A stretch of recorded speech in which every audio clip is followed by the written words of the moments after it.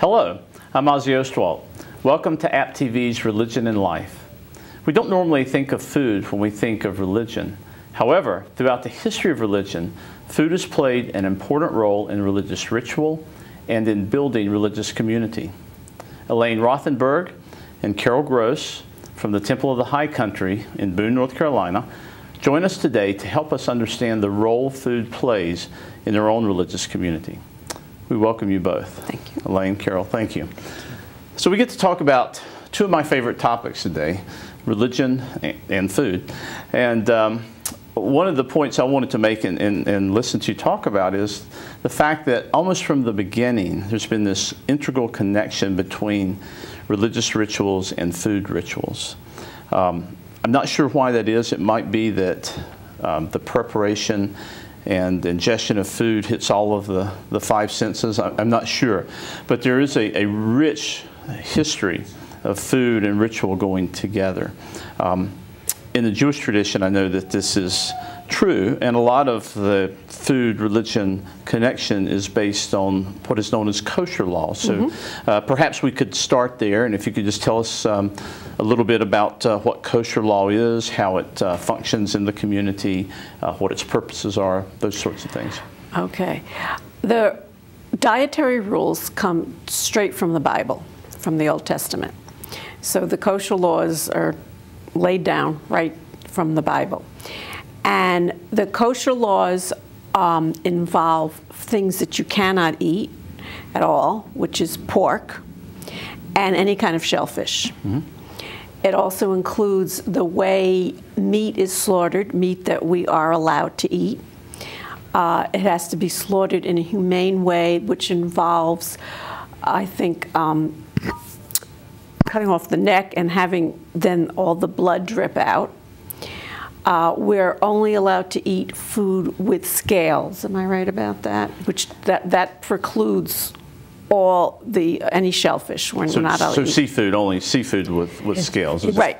Okay. Right. Okay. We are not allowed to eat meat and milk products together, and that comes from the rule of not boiling the calf meat in its mother's blood, So which comes from the Bible. And these rules could, I mean, it sounds like they could be fairly complex. Oh, yes. And detailed, and have their origin in religious ritual, but straight from the Bible. Straight from the Bible, from the Hebrew Scriptures. Right. And Carol, earlier you were saying that even though there is this kind of religious grounding, these rules and laws play a role in sustaining community and culture as well. They do, because there's really very little food that is Jewish per se. Because as the Jews moved from country to country and place to place, there was this mutual sharing of, we're living in Italy, for instance, and we will take the kosher rules that she's talking about and adapt them to the Italian cuisine, and the Italians pick up some of the Jewish rules. And so you will find a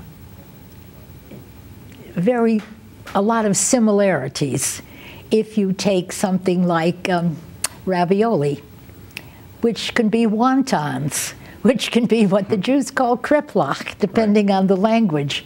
But it's all the same food, and where you live, you adapted and gave out. So these laws, in a sense, governing the preparation and the lawful foods have religious purposes, but also have a great role to play in sustaining communities, particularly in the diaspora, sustaining a sense of culture in a foreign place. It's a very important role, I would say, that food plays there. Yeah, I want to add something about the kosher rules. I described what the kosher rules were, but the additional piece to add is that most American Jews these days do not follow those rules. There are some people who follow the Orthodox, who consider themselves Orthodox Jews, and some conservatives, and maybe some Reform people who do still what we call keep kosher. That's what that's called, if you keep kosher. But even among people who do not follow those rules, there's many American Jews who their main connection to Judaism might be Jewish foods. I see. And we can talk about the various Jewish foods that make that up. And that, so when you go into a big city and you see a kosher deli, you would know immediately that that would be a place that could be trusted in terms of maintaining this connection to kosher law. If you were someone who wanted to keep kosher, then that would be okay for you. Okay, but the majority of American Jews do not keep kosher. Okay, right. I wouldn't say they don't per se. It's adaptable, and some families do more, some do less, and some of the. She's talking about the blood. The killing of animals and preparing them. The only time I ever experienced that was when my mother bought chicken. And we soaked it in salt water and we cleaned it to the nines, make sure there was no blood in it whatsoever. And that's called koshering. Yes. Right. It's called koshering. There's a word for that. And that's, I think, the only thing we ever did. Well, I didn't grow up in a Jewish household, but we always had kosher dill pickles around. I didn't know what that was until later in life. To add, you were saying there's different styles of having a kosher style home, and that's truly what a lot of people have. Maybe kosher style, although they don't necessarily buy kosher meat. Most Jewish families, the children would not drink a glass of milk with dinner because it's a meat meal. Would you agree with that? I mean, you would never have a glass of milk with dinner because, like I said, it's a meat meal and we don't mix. Well, I shouldn't say that. Even though we may have had something with a cream sauce with meat, because my family wasn't kosher, it was just, you just wouldn't have a glass of milk. But I think probably the important thing here is that word that Carol used, adaptability. Yes. So that these laws have been adapted and play various roles in various places. And even the traditional Jewish scholars take each of these things and spend years trying to figure out how it's going to work and how it should work. Right. So that the adaptability is built into the whole system. Okay. Well, let's change subjects a little bit. I want to talk a little bit about Passover Seder, which I think is a very important ritual in Jewish life and a lovely ritual. And it's really centered around, or the ritual part of it is centered around food. We have an image here of a Passover Seder, family gathering to appreciate a Passover meal, and in the middle there is a plate that's I think called a Seder plate. And we have an image, a close-up image of a Seder plate. So if you would comment on what we see here. Looks like there are 6 different types of food on the Seder plate, and I think each one is highly symbolic and ritual in its purpose. Could you tell me, maybe you don't have to comment on everything, but kind of the essence of what we've got here? Okay, go ahead. Let me start with the lamb bone, which is, each of these incidentally is a symbol. And the lamb bone is a symbol of the night before the Exodus from Egypt. And the Jews were ordered to to sacrifice a lamb, put the blood on the doorstep, and God would pass over that household as the plan was to kill everybody. That's the lamb bone. Do you want to take the next one? Okay, it's not up there. The egg, there's a roasted egg. It's there. Yeah, I know, I'm saying I didn't see the picture. The roasted egg symbolizes life renewal, being that it's springtime. That's the egg. Then there's horseradish. Horseradish, raw horseradish. And if you've ever eaten raw horseradish, you know it is very bitter. So it's called bitter herbs. And that reminds us of the tears of the Jewish slaves in Egypt. The whole idea of the meaning of the whole idea of Passover is it's the story of the Exodus from Egypt, from the Jews leaving Egypt. That's what the Passover story is all about. So everything on that plate symbolizes. So everything on the plate symbolizes something from the story from Exodus about the Passover. Exactly. But it's reenacted, is that correct, during the Seder? We tell the story, yes. We have a little book called the Haggadah. It's also a teaching mechanism for children, and that's very important. As each of these symbols is described in detail, plus a lot of other material related to the Exodus, related to the scholars who were involved. It's a teaching exodus. It also is full, the whole ceremony is full of games for children and quizzes and other activities to keep them awake during a very long service. And I'm going to go to the next one there, which is Harosis. It looks like cherry pie, but it isn't. And again, depending on where you lived, Harosis, which for most of us in this country is a mixture of apples and honey and wine. If you come... And nuts. What? Nuts, don't forget the and nuts. Right. But if you come from the Middle East, it's made of figs and almonds and, again, nuts of the kind. It's kind of a sweet salad then, I guess. Yes. Yeah. Sweet. And that is a symbol of the mortar that was used when the Jews were slaves and were building the pyramids. So again, you're bringing together these religious stories, but you're also reinforcing the sense of community and culture within the Jewish tradition at this meal. And I think it's lovely that you include the children so much in this, and as a way of passing along these traditions. Now let's not forget the matzah. That's the most important part of Passover. If we talk about Passover, it's not on the plate. It wasn't on the plate, I noticed that. Yeah. So the matzah is unleavened bread, and it symbolizes that the Jews had to leave Egypt in a big, big hurry, did not have time to let their dough rise, their bread rise. It's strictly flour and water, and it's baked for maybe 15 minutes. 18. 18, okay, and it's a very specific number. That's all it can be baked for.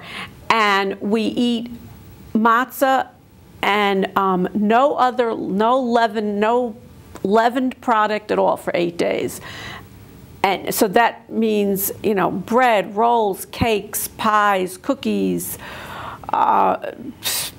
chips, I mean, almost anything that has flour in it. We eat matzah or a few other special foods that we can make like a sponge cake using a lot of eggs. We tend to cook with a lot of eggs at Passover time. And this is just at Passover because it commemorates the leaving of Egypt, the liberation from So the matzah is probably one of the most important symbols of Passover. Okay, very nice. definitely.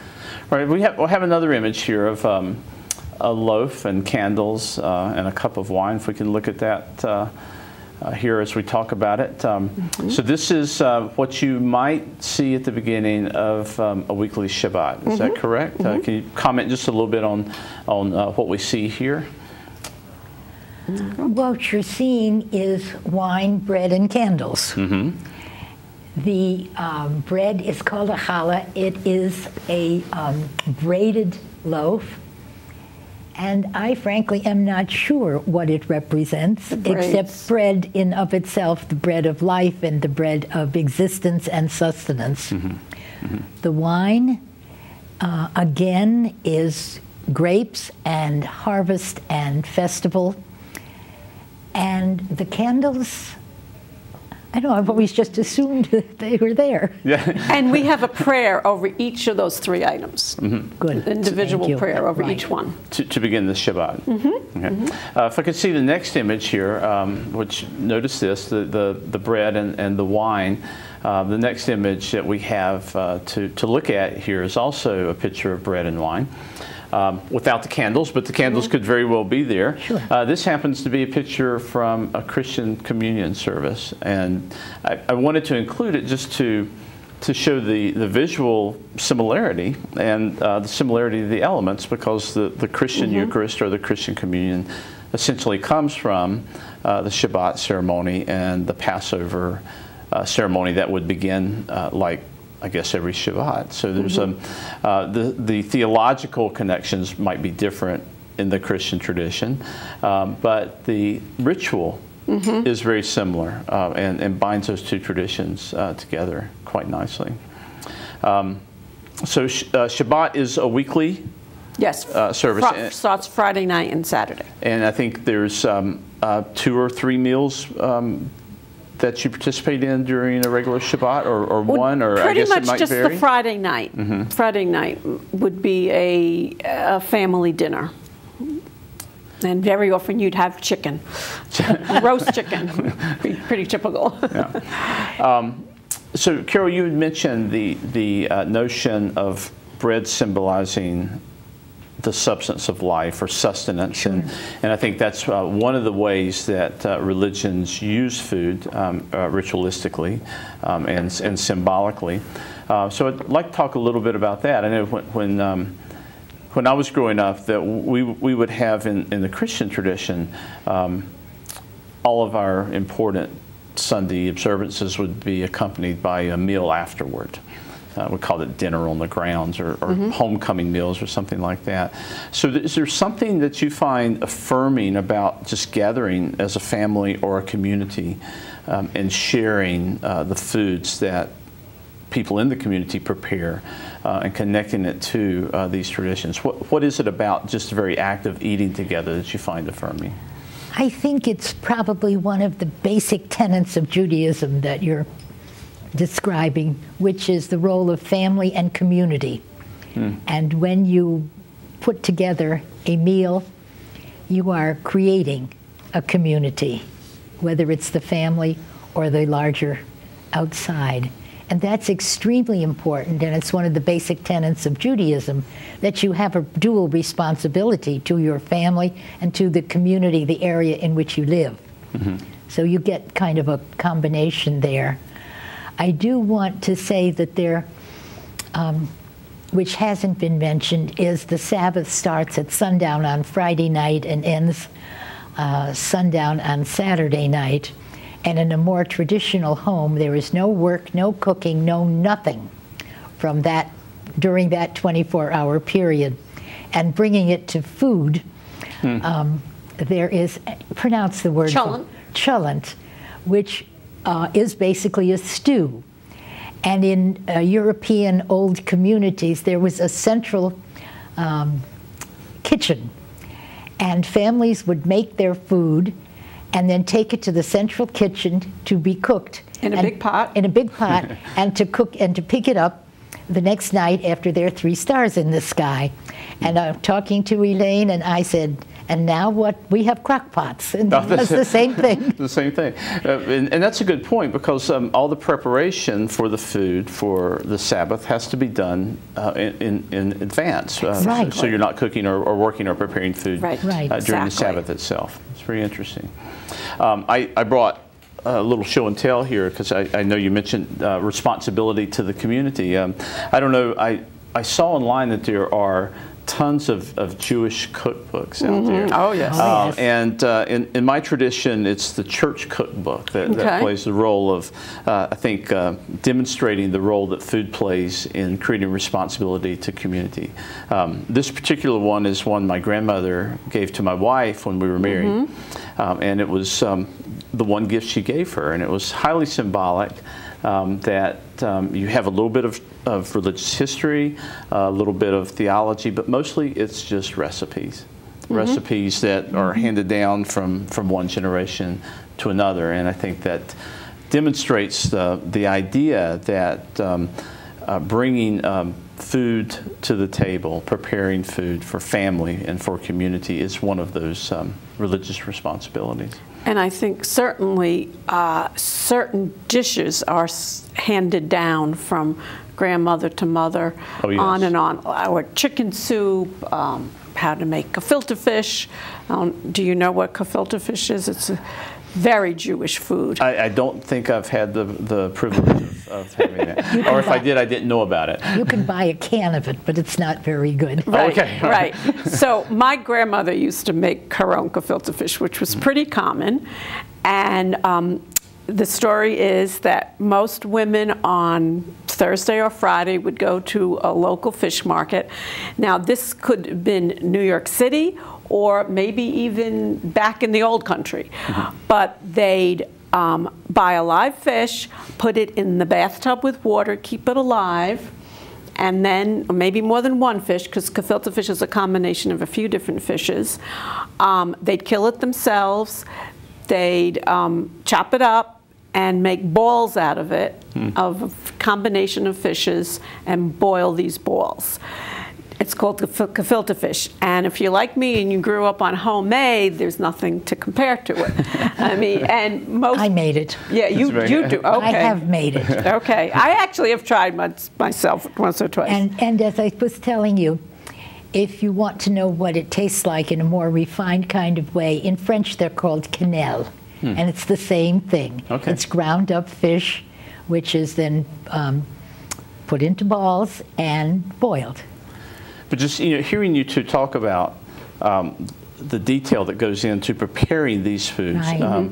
That is very important as well. The idea of the preparation, Yes. which goes to the nurturing aspect that we bring to the table, we bring to food. I think one of the first things that we think of when someone in our community dies, for example, or has a tragedy, we make food and we take it to them. So it's that act of preparation that symbolizes love and responsibility to a community. Absolutely. Yeah. Well, so far we've been mostly talking about feasting, I think, the role that foods play in our various celebrations. But there's another side to food in religion, and that would be fasting. Yes. And I know that fasting plays a role in the Jewish tradition, particularly during the High Holy Days. Could you talk a little bit about fasting, if that's something that's important to you, or if it's something you've practiced? Yes, it is. And it's another one of those 24 hours without any activity other than the religious aspect of your life, your obligations to others, your relationship with God, and all of that. And by fasting, you are not doing anything but those spiritual activities. And so it's a preparation for the year to come. It's a cleansing. What else would you say, Elaine? I think that pretty much sums it up. You do get to feel spiritual after a while with the lack of water, because it's water too. There's no water. It's no food. Nothing. And this is a 24-hour. Yes. 24 hours. It's on Yom Kippur. On Yom Kippur, which is the Day of Atonement. Yes. So, and the focus there is on atoning for sins, reflection on the year past, and then preparing for the new year. Right to come. Yeah, and I think oftentimes the discipline of fasting in various traditions is connected to spiritual reflection. So it's, I guess by limiting the intake of food, you're suppressing the physical needs so that you can elevate the spiritual consciousness. See, we have 24 hours and you have 6 weeks. That's well, we're not fasting all the time. No, during but those you 6 are limiting what you eat. That's right. Right. It is. You're speaking of the Lenten season, right? So that normally, if one observes Lent, they might give up a favorite food or something during the observance of Lent, and that's a form of fasting in the Christian tradition. Yeah. So this time of year we see around us harvest festivals taking place, apple festivals. Thanksgiving is coming up. I know this weekend there is a liver mush festival in Shelby, North Carolina. So if you don't know what liver mush is, I'll tell you about it after the program. But there's a harvest festival in Judaism as well. I believe it's called Sukkot. Yes. And it's not a major festival, but like other harvest festivals, I think the focus is on food. And is that something that you observe or notice in the calendar year? We do observe it more as a community. the synagogue erects something called a sukkot, which is a temporary structure that has openings on the top, and we decorate it with the harvest foods, and the custom is to eat a meal or every meal in that sukkot. So if it's a family that's very, very observant, which we would call Orthodox, they would probably eat all their meals in the sukkah, we call it. At our temple, we had a community sukkah. Okay. So we observed it as a community. We also see the sukkah at weddings as well. So, well, that's called a chuppah. Okay, all right. My mistake. All right, that's a covering. That's called a chuppah. Yeah. Well, this has been fascinating. I think what it demonstrates to me is this kind of very integral and foundational connection between religious ritual and food ritual, religious observance, community, and family. And food plays such an important role.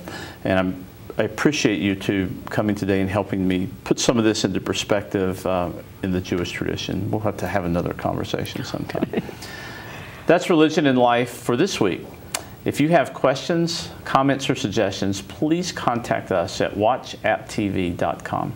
Until next time, I'm Ozzie Ostwalt.